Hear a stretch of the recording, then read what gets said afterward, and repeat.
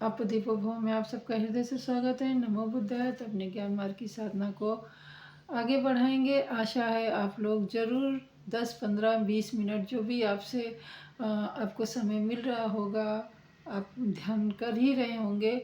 नहीं तो आते जाते उठते बैठते कभी भी आप अपनी सांसों पे ध्यान देंगे, वो भी विपश्यना में ही आपकी साधना में ही जोड़ा जाएगा।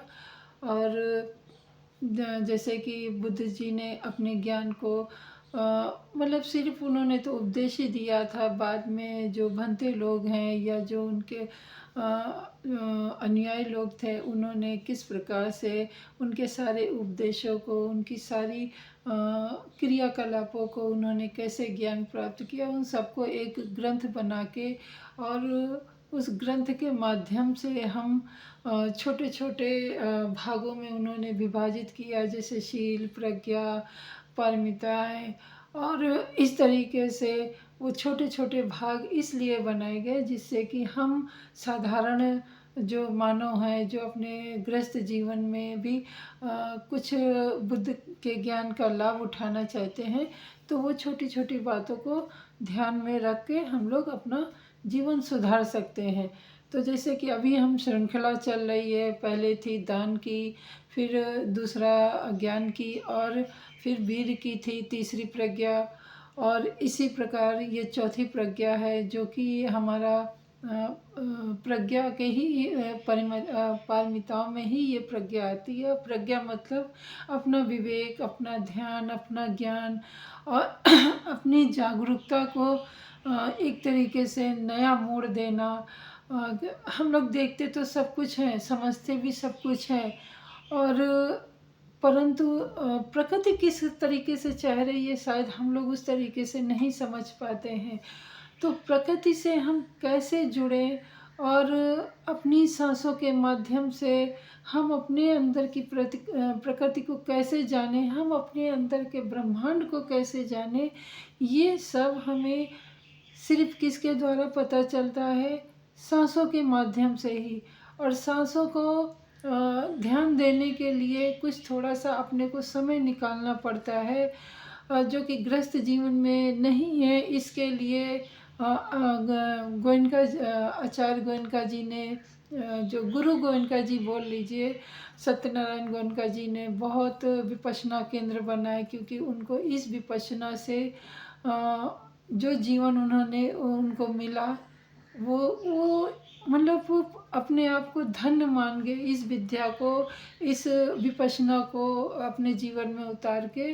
और उन जिस प्रकार बुद्ध जी ने निर्वाण पाने के बाद भी वो जनमानस को सुखी करने के लिए आए थे, उसी प्रकार आचार्य गोयनका जी जो अभी हमारे गुरु हैं, उन्होंने भी इसमें इतनी सफलता पाने के बाद अपना सारा धन दौलत जो भी था इस ज्ञान को बांटने में लगा दिया। और जैसे पहले की पूरे के पूरे वन दे दिए जाते थे, उसी प्रकार से इन्होंने भी अपनी पूरी धन संपदा दे दी, और विपश्यना केंद्र बहुत सारे प्रदेशों में खोल के रखे, छोटे छोटे भी और बड़े बड़े भी। तो जो ग्लोबल विपश्यना केंद्र है वो मुंबई में है, महाराष्ट्र मुंबई में, और बोरीवली के गोरई के पास है। तो अगर आप लोगों को कभी समय मिले तो अपने आसपास के केंद्र को ढूंढिए, और वहाँ पे जाके 10 दिन का शिविर में सम्मिलित होइए। उस शिविर में जाके विपश्यना रूपी ज्ञान को आप अपने जीवन में उतारिए, और देखिए उन 10 दिनों में आपका कैसे काया पलट होती है। अगर एक बार में नहीं हुई तो दूसरी बार में नहीं, दूसरी बार में नहीं तो तीसरी बार में।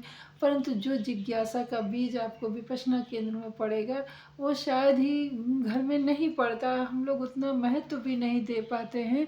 तो यहाँ पे विपश्यना केंद्र में जो प्रज्ञा है वो बहुत ही अच्छे तरीके से हमारे अंदर जागती है।